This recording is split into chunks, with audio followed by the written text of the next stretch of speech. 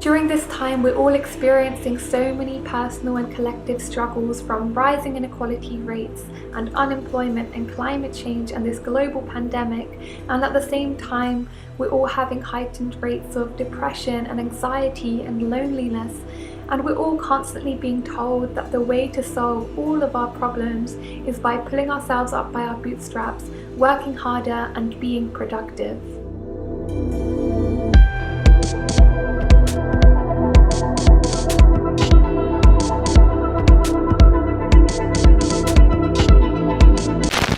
Not how much you have, it's what you do with what you have. All men are created equal. Some just work harder. I'm not telling you it's going to be easy to sacrifice. I'm not telling you it's going to be easy to grind. I'm not telling you it's going to be easy, but I can tell you this, it will be worth the sacrifice. Productive daily habits to improve productivity. Working a little bit harder. Work ethic. Very hardworking. Kind of be productive. Secrets to my productivity. You gotta work for it. Being as productive as possible. Successful people are our icons of productivity. We want to be like them. We want to hear how they made it. We're constantly inundated with so many videos and articles about how to be productive. And even in the face of this global pandemic, we all feel this pressure to use this as a time to do all of the things that we've been putting off. Did you know that Shakespeare wrote King Lear whilst he was quarantined during the plague? Are you building an at-home gym with all of your soup cans? Are you using this as an opportunity to work on your side hustle? And it isn't just about productivity in relation to work either. It's about productively maximizing every single second of our time. You want to go for a walk? Well, become a dog walker and listen to an audiobook so that you can get paid, learn and exercise all at the same time. You want to go to the gym because you enjoy it? That's not acceptable. How much muscle do you want to gain? Are you visualizing your ideal body? And these days you can't even masturbate in peace without feeling the pressure to use your orgasm to manifest your ideal future. Even when we try to escape hyper-productivity through self-care practices, they often just become another thing on our to-do list to check off, and just another reason to feel guilt and shame when we fail to do them. I'm definitely not here to say that being productive is inherently bad, but I would really like to explore some important questions. Where did our productivity obsession come from? Who taught us that we're only as valuable as the things that we produce? Why do we feel so guilty every single second that we're not productive? And why is productivity always orientated around individualistic success instead of social good? I want to talk about how it goes so much deeper than a slightly unhealthy practice that we all casually joke about, that the logic behind productivity culture is actively leading to the destruction of our social movements, social values, and of our planet, that it emerged as a way to serve the interests of powerful people and our economic system, and that it also masks our personal and collective trauma. And then I'd like to discuss how we can all begin to decolonize our relationship to productivity and start to embrace new emancipatory forms of dreaming.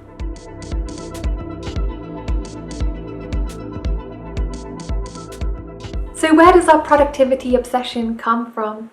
Capitalism, baby! Under capitalism, productivity isn't just about getting things done or accomplishing your goals. The labor of workers produces value. Essentially, the capitalist owns the means of production, and the workers are exploited because the bosses have all the power, and the workers have essentially no other choice. They need to pay the bills. Most workers could be easily replaced, so we feel disposable, and then we feel obligated to work harder, work longer hours, maybe hoping for a promotion or a raise, but honestly, bare minimum, just trying to not get laid off. We have to prove that we are valuable employees. And that's why so many workers feel actually guilty for taking any time off or even relaxing in their spare time, having sick days because you're not working. And it's been drilled into our minds, when we are not being productive, we are being bad, we are worthless. Capitalism is based off of endless growth, and in order to continue to make a profit, it constantly needs to cut costs. One way in which it does this is continuously push down wages. Automation and new technology means we should be working a lot less and have much more free time, but instead labor-saving tech is used as a way to threaten our employment. But now, And actually for decades, that gap between the value of things being produced and what workers are being compensated has been growing. We as workers are actually more productive than ever before, but we are not being compensated to match that. If we were liberated from the need to constantly spend so much of our time working, we'd perhaps all be able to come together and organise for a better system.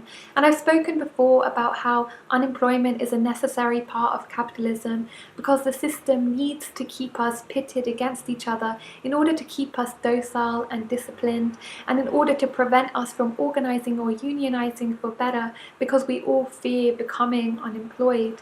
And it also makes us perfect scabs, wanting to seize any opportunity to throw each other under the bus.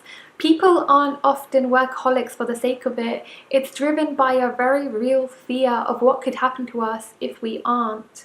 And the reason so many of us are still engaged in hyperproductivity is because we're constantly sold this idea of meritocracy.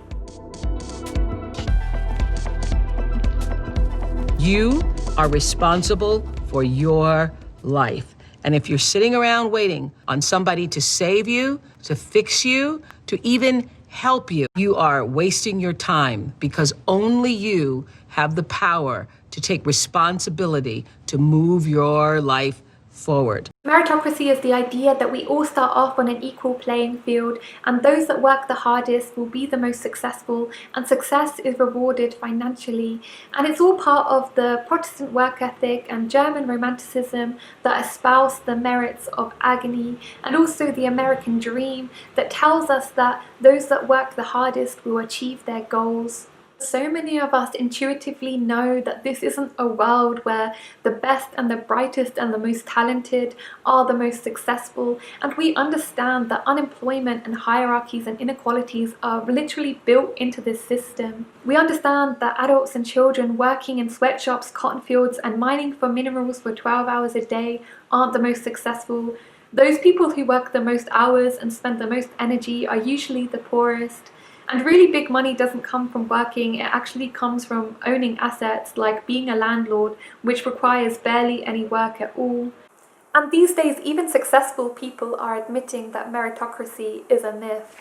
I would say don't take advice from people like me who've gotten very lucky. You know, we're very like Taylor Swift telling you to follow your dreams is like a lottery winner saying, liquidize your assets, buy Powerball tickets. It works. You gotta just take a deep breath and give up.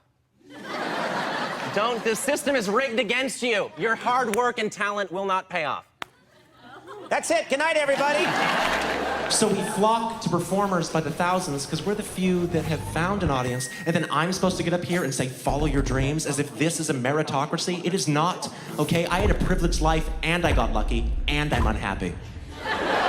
What Bo Burnham is getting at is that all of these rags to riches stories are just survivorship bias. We only ever hear about the minority of people for whom it worked. We never hear about the billions of other people who tried the exact same thing but never succeeded. The reality is that the only common denominator between the Musks and the Gates and the Trumps is that they had generational wealth and nepotism. But the thing is, this meritocracy myth serves such a powerful political purpose because it absolves governments of their responsibilities to citizens.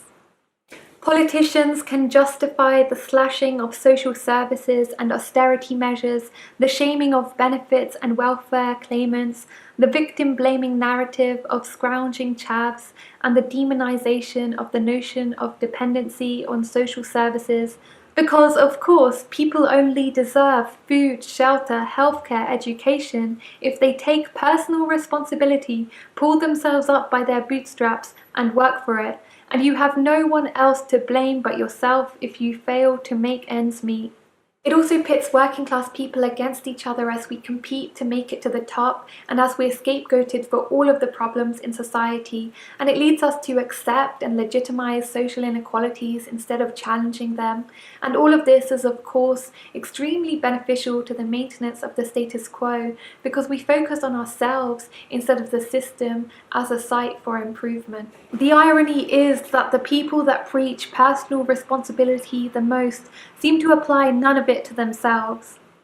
So what does all of this mean for our personal mental health and our well-being, and for our societal values, and for our planet as a whole?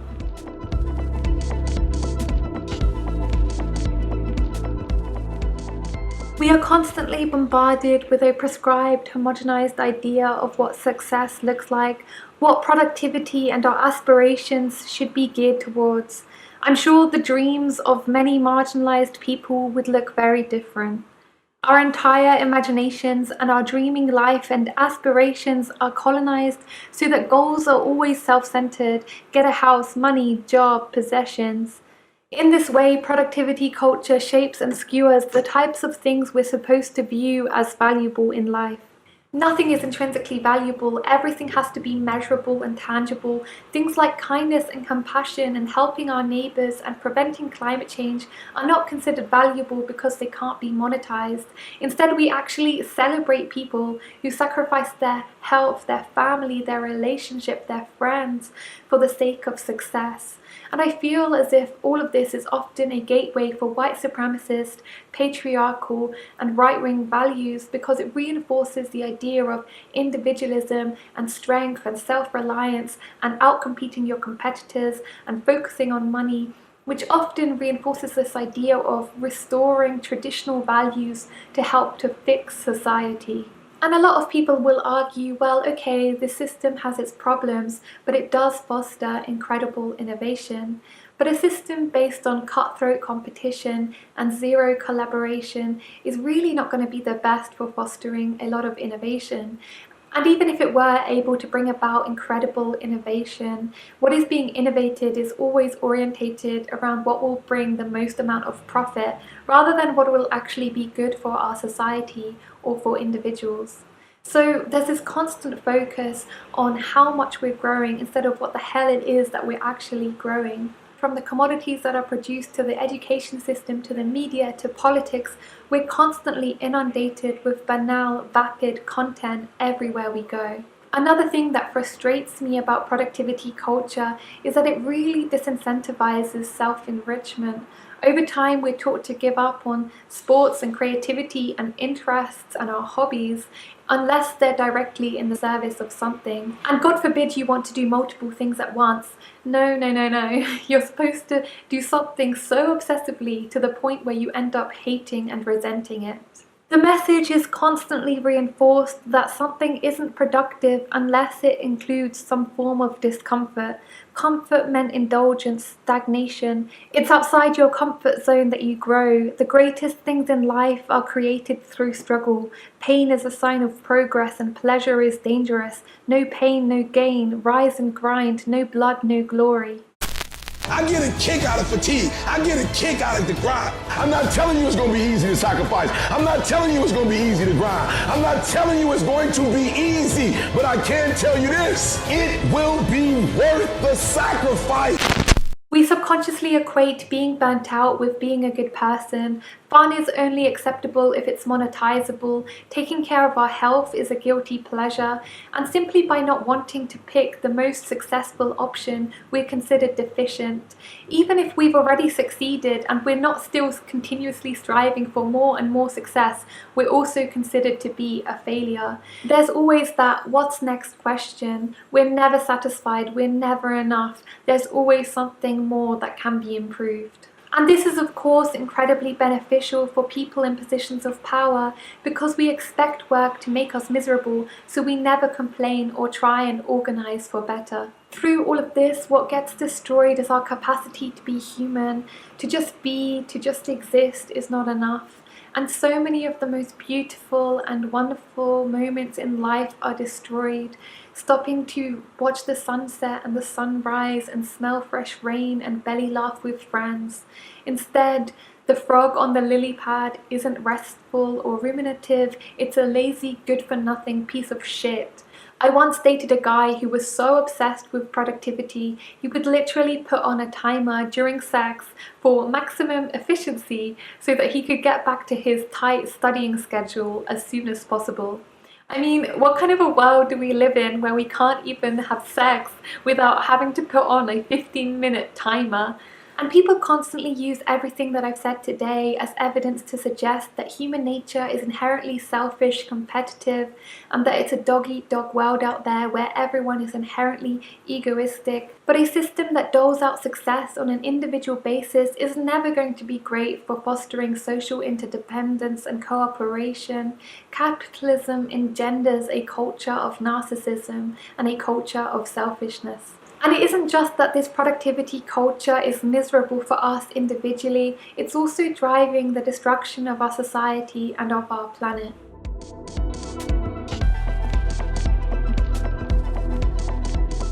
If we are all so disconnected from each other and from the earth, how do we ever expect to come together to tackle some of the most challenging issues of our time, like literal apocalypse? Productivity is premised on the idea of producing something new, on novelty and growth, whilst the survival of our species and sustaining our ecosystem depends on regeneration, preservation, maintenance and care. But these things aren't viewed as productive in the same way, so they are mostly abandoned. Social issues, whether it's climate change, racism, classism, ableism, sexism, entails an active process of taking a look around us to understand and care about other people's suffering, pay attention and empathize. The distraction, atomized competitiveness, vapid and superficial busy work, hyper-focus on ourselves and our own goals becomes a literal matter of life or death, a question of the literal survival of our planet, because it allows no time for deeper understanding, intense communication and connection. And because goals are centered around ourselves rather than each other, we have zero incentive or desire to want to understand. We also don't see other human beings as intrinsically valuable. We only register people to the extent that they can in some way be useful to us. Many social groups, like people with disabilities or the elderly or refugees or homeless people who rely on social services to survive, are seen as worthless because they can't be productive members of society. So we accept unjust policies directed towards these groups of people because they are seen as expendable, disposable, unvaluable, collateral damage. People are tortured, killed, wasted, locked in small cages for the rest of their lives. And even when we do care about these issues, meritocracy, individualism, productivity, competitiveness has bled into the ways in which we try to do good in the world. We often only do good if there is something we can personally gain from it. Many movements adopt the "to work is to suffer" mindset, with rhetoric around fighting and struggling and sacrifice, setting up social change as an enduring hardship. We prioritize individualistic actions over collective struggle. We dismiss things that are pleasurable as part of our politics and purity test everything that isn't about the fight for justice. Many movements have unsustainable work cultures and fetishize overwork and burnout, neglecting friends, family, and themselves because they are so focused on the cause. We have bought into the growth mindset, valorizing the results which are quantifiable, measurable, tangible. Many progressive people are hyper-competitive with each other, practicing blacklists, takedowns, cancel culture, public executions. We teach people to suppress their emotions by telling people to check their privilege and that they can't complain because others have it worse. And we are addicted to quick fixes and easy answers. All of this is to say that at the heart of productivity culture lies a sort of insanity. We are all competing over money and power and status. Meanwhile, we might soon not even have a planet to live on. And our hearts and minds are so colonized that we don't even see the reality of the situation.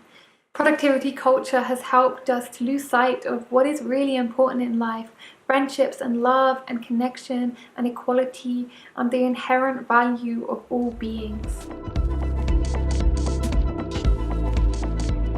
It goes without saying that all of this can lead to debilitating mental health issues, unhealthy coping mechanisms, and complete dissatisfaction with life. But productivity culture makes us miserable and then tells us that the solution to our misery is more productivity. It's only acceptable to be sad if you can turn it into something monetizable. Commodify your suffering on social media, turn it into a story of your strength and perseverance, or turn it into art. Or if we aren't told to solve our problems through productivity, consumerism is the answer. I'm sure we all are familiar with using consumerism as a way to fill the empty void within us. Capitalism is based off of endless growth and profit, which requires us to endlessly consume products. So productivity culture artificially constructs needs in us all the time, dreaming of something better, something to obtain, somewhere to go, a better person to be, and keeping us in a profitable state of anxiety, envy, and dissatisfaction. I also think hyperproductivity can be a form of escapism and distraction from processing our personal and collective traumas. I knew that I, for example, spent a whole decade being obsessively productive. In order to distract myself, I used excessive productivity and workaholism as a way to cope with my trauma and abuse. It was a way to run away from all the suffering and the pain and the guilt and the shame and the ugliness I felt was inside of me. The busyness kept me from uncomfortable truths, and there was absolutely no way that I was stopping long enough to confront all that I felt was inside of me. And it was a socially acceptable coping mechanism. Alcoholism is pathologized, workaholism is valorized. The manifestations of trauma and mental illness and compulsive behavior that are beneficial to capitalism are always going to be celebrated, regardless of how personally harmful it is to us as individuals. And don't we all experience some sort of trauma and suffering as a result of this system, from the workload and precarity and unemployment and eco-grief and being gaslit and victim blamed for all of our problems our entire lives? So are we all using workaholism and excessive productivity as a cultural, collective coping mechanism? People who experience trauma and suffering often use control as a form of coping mechanism, and the repetitive actions of productivity and scheduling and workaholism can offer us this form of control. Many of us feel an underlying sense of worthlessness, and the pain of striving and engaging in miserable productive activities can be a controlled form of pain, a sort of release. Or we try to achieve something we know we will definitely fail at, because the failure reinforces the worthless feeling inside of us, and although it's painful, it's a familiar pain. Many of us think that the best way to cope with the harms in life is to make ourselves perfect. We try and feel a sense of worth through external achievements. Or the power that productivity could give us access to can help us overcome the sense of powerlessness we feel in our lives. We use the classic abuse victim coping strategy of believing that if we follow the rules, it won't happen to us. If we do well in school and get a good job, we'll be safe. And if excessive productivity helps you temporarily cope with life under capitalism, then go ahead. I'm not here to judge. I did it for a very long time myself. But I don't think we should be simply content with coping forever. At some point, we have to deal with the underlying root causes.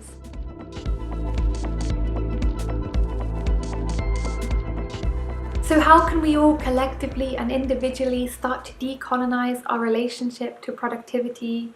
Obviously, I don't have all the answers, and it's not my place to tell anyone to stop being productive, because for some people that simply isn't an option, and many of the solutions that I have require a great deal of privilege.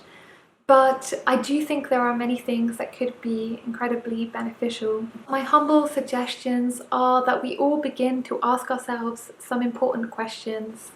What is your definition of success? What are your dreams and aspirations? Who are your idols and the people you look up to? Who inspires you? What are your values at the moment? What are you basing your identity around? And then we can ask ourselves, where did all of this come from? We can deconstruct our answers and let go of the ones that were adopted from a capitalist mindset and start to live from guides within ourselves rather than external directives. I don't think it's about inherently rejecting productivity necessarily, but about reclaiming it, our desire to be and do better for things that are deeply meaningful and joyful for us, embracing new emancipatory forms of dreaming. Instead of asking ourselves what would we do with our lives if we knew we could definitely be successful, ask ourselves what would we do if we knew we would definitely fail? What brings us so much joy that it doesn't matter if we ever succeed or not? And for me, this was letting go of the ideal to have a perfect body and appearance and to have a job that earned a lot of money and to have a nice house someday. Instead, I've embraced dreaming to embody someone who is deeply compassionate and kind, who's organizing and unionizing, someone who's really striving to do better in the world so that future generations might benefit. It can also be extremely helpful to do the shadow work to identify our trauma and our suffering and the ways in which we learn to cope with those feelings. I think it can also be really helpful to reconceptualize the way in which we think of work, that work is only something that is paid and everything else is unpaid. Getting the words lazy and unproductive out of our vocabulary and stop beating ourselves up for any moment that we're taking a break or being unproductive, and focusing on preservation and maintenance work in our communities and in our lives and our relationships to others as an antidote to this rhetoric of constant growth. I think it's also incredibly important to start to cultivate this deep sense of the inherent value of all beings on this earth, regardless of what they produce or what they do, because the more we see the inherent value in other people, the more we're able to see the inherent value in ourselves and stop basing our value and our worth on what we produce. Anything that is self-healing is also incredibly valuable, and for me that has meant doing a daily practice of meditation, praying, journaling, yoga, gratitude, and all of these types of activities. And having moments of stillness and silence can be an incredible antidote to the constant distraction and information overload, and we're reminded of the beauty of simply existing and being. As we struggle, we're attempting to presage the world to come. And the world to come should be one in which we acknowledge the collectivity and connections and relations and joy.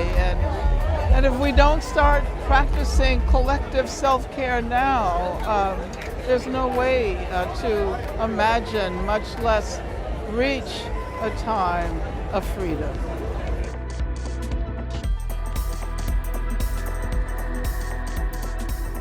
Ultimately though, capitalism is always going to be based off of making us believe that we have to be productive and working hard every single second of our day.